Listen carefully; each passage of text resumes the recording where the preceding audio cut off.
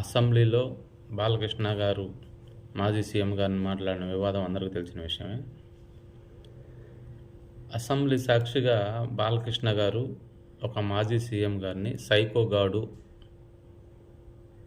అన్న విషయం అందరికీ తెలుసు. దానికి బదులుగా స్పీకర్ గారు ఏమనాలి?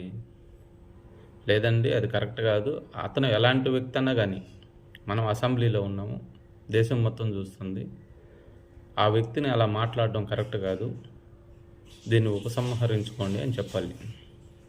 అలా కాకుండా ఒక సామాన్య వ్యక్తిలాగా ఆయన కూడా అందరిలాగే కింద ఎమ్మెల్యేలు మంత్రులు కూర్చున్న స్థానంలో కూర్చున్నట్టు ఒక డిప్యూటీ స్పీకర్గా ఆ స్థానంలో కూర్చొని అందరినీ క్రమశిక్షణలో పెట్టాల్సిన వ్యక్తిగా ఆయన ఏమనాలి? అలా మాట్లాడడం కరెక్ట్ కాదు అనాలి.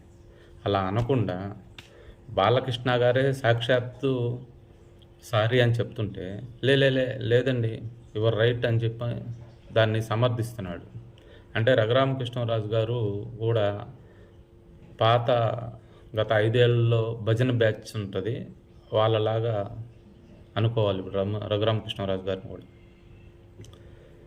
ఈ పట్ల చాలా గౌరవం ఉంది సార్ జనాలకి, ప్రజలకి. ఎందుకంటే జగన్మోహన్ రెడ్డి గారు మిమ్మల్ని చాలా ఇబ్బంది పెట్టారు. ఆ సానుభూతి ఒకటి, మీరు కరెక్ట్గా ఉంటారనేసి, ట్రాన్స్పరెన్సీగా ఉంటారనేసి మీ మీద గౌరవం ఉండింది. ఇప్పుడు ఆ గౌరవం పోగొట్టుకున్నారని నా అభిప్రాయం. నమస్తే.